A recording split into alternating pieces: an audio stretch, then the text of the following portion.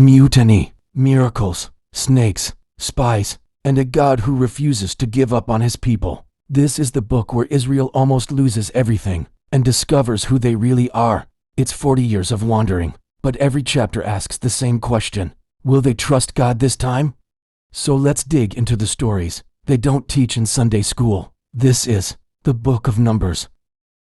Story 27. The 12 Spies Scout Canaan. After 400 years of slavery in Egypt and a year at Mount Sinai, the Israelites are camped at Kadesh Barnea. The promised land, Canaan, is finally just ahead. But before they enter, God tells Moses, "Send men to scout the land of Canaan, which I am giving to the Israelites. Send one leader from each of the 12 tribes." 12 men, 12 tribes, one mission, see the land. For 40 days, the spies move through Canaan. They see it all. Rolling hills and fertile valleys, massive walled cities with guards on the towers, people who look like giants, vineyards so rich that it takes 2 men to carry one cluster of grapes on a pole between them. They taste figs, pomegranates, and milk and honey. The land is everything God promised, abundant, beautiful, flowing. But it's also fortified, dangerous, intimidating. On day 40, they return to camp. The whole community gathers. The 12 spies drop the fruit at Moses' feet. Then they speak. The land is amazing. It really does flow with milk and honey. But the people are powerful. The cities are fortified and huge. We even saw the descendants of Anak there. We seemed like grasshoppers in our own eyes, and we looked the same to them. We can't attack them. They're stronger than we are. But 2 men step forward, Joshua from Ephraim and Caleb from Judah. The land we pass through is exceedingly good.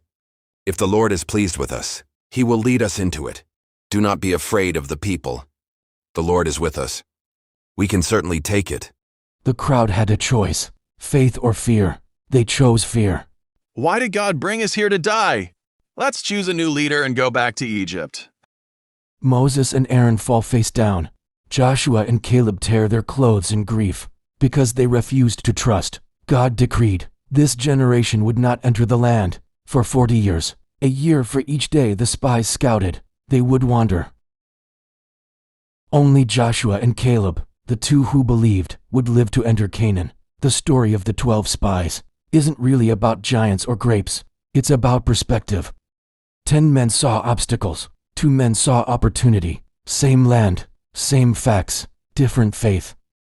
When you face your own Canaan, a big decision, a scary change, a dream that feels too fortified, the question is, do you see grasshoppers, or do you see God's promise?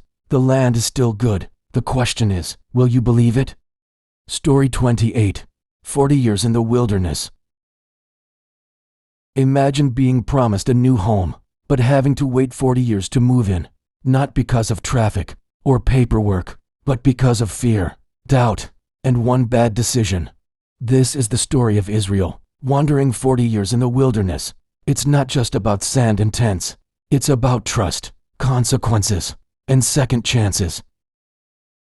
It starts with a rescue. After 400 years of slavery in Egypt, the Israelites are freed through the Red Sea.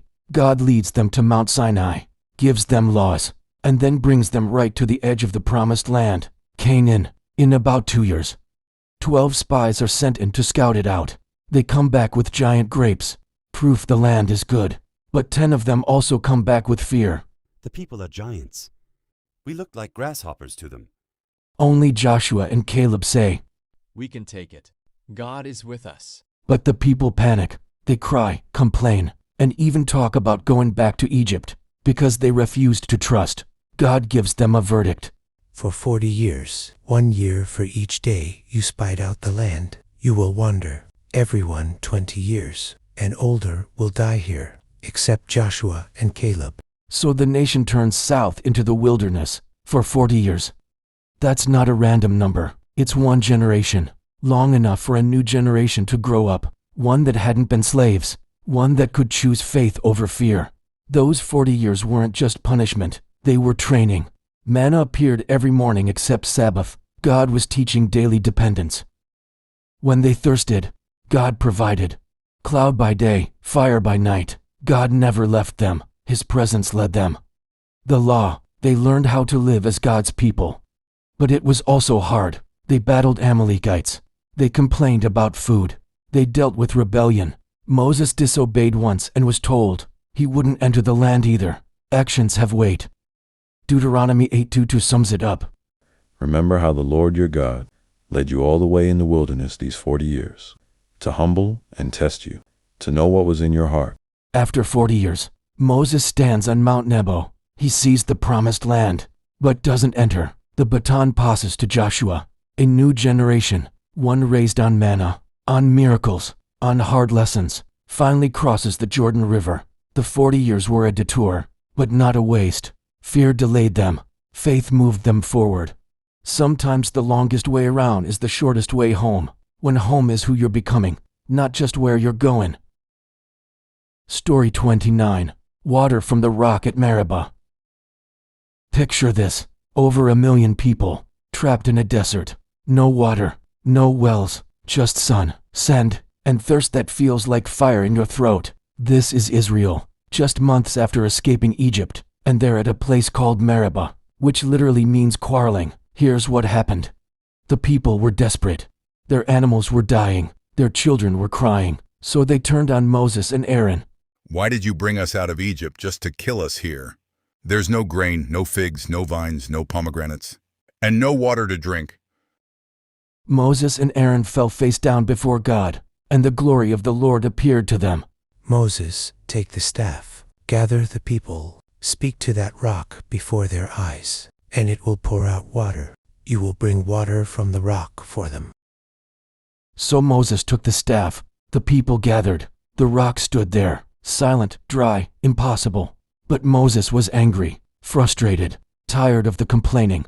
Listen, you rebels. Must we bring you water out of this rock?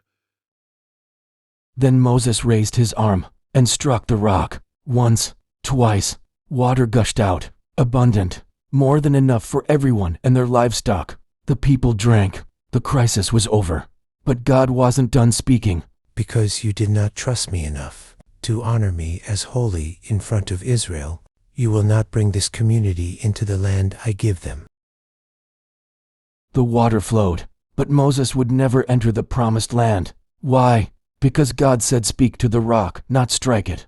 In his anger, Moses made it look like the miracle came from him and Aaron.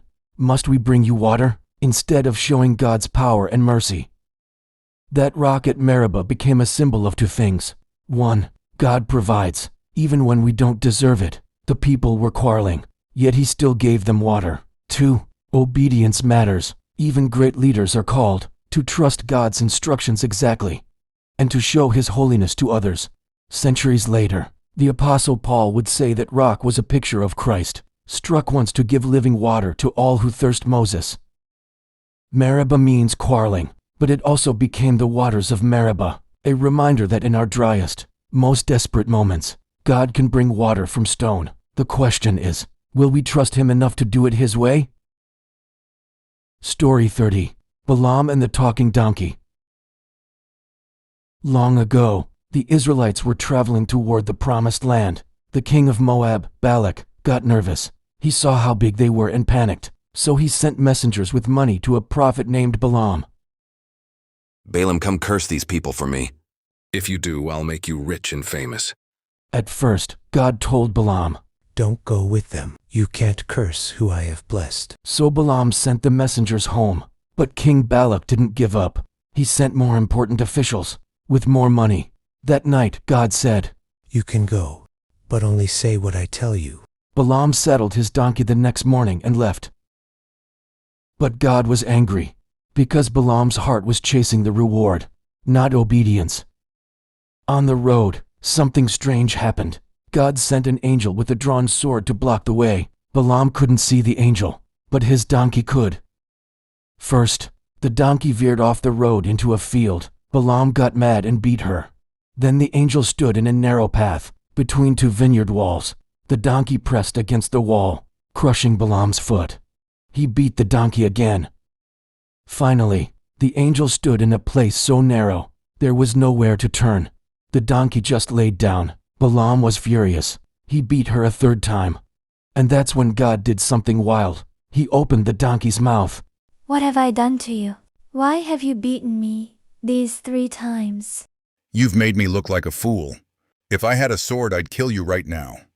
Am I not your donkey? Haven't you ridden me your whole life? Have I ever done this to you before? No. Then God opened Balaam's eyes. Suddenly he saw it. The angel standing in the road, sword drawn. Balaam fell face down. Why did you beat your donkey? I came to block you because your path is reckless. The donkey saw me and saved your life. If she hadn't turned aside, I would have killed you by now, but spared her. I have sinned. I didn't realize you were standing there. If this is evil in your sight, I'll turn back. But the angel said, Go with the men, but speak only what God tells you. And that's exactly what happened. When Balaam got to King Balak, he tried to curse Israel 3 times, but every time, God put blessings in his mouth instead. I hired you to curse them and you've blessed them 3 times? The story of Balaam and his donkey reminds us, God can use anyone, even a donkey, to get our attention. Sometimes the obstacle in our path isn't bad luck, it's mercy. It's God saying, Stop. There's a sword you don't see. The question is, will we listen before it's too late? Story 31. The Bronze Serpent, Look and Leave. Picture this, the desert, miles of sand, blazing sun, and a nation of over 1 million people wandering. This is Israel, decades into their journey, from slavery in Egypt to the Promised Land. God had freed them, fed them with manna from heaven, and given them water from rocks. But by now, they were tired and frustrated. The people started to complain. Again, they spoke against God and against Moses. Why have you brought us up out of Egypt to die in the wilderness? There's no food, no water, and we hate this miserable manna. It wasn't the first time they'd complained, but this time something changed. Venomous snakes came into the camp. The Bible calls them fiery serpents. People were bitten, and many died. Suddenly, the danger they'd been imagining became very real. The people ran to Moses. We sinned when we spoke against the Lord and against you. Pray that the Lord takes the snakes away. So Moses prayed, but God didn't remove the snakes. Instead, he gave Moses an odd command. Make a bronze serpent and put it on a pole. Anyone who is bitten can look at it and live. Think about that. No medicine, no anti-venom, no battle plan. Just look. A bronze snake lifted up on a pole in the middle of camp. Imagine you're there. You've been bitten. The venom burns in your veins. You can feel death creeping in.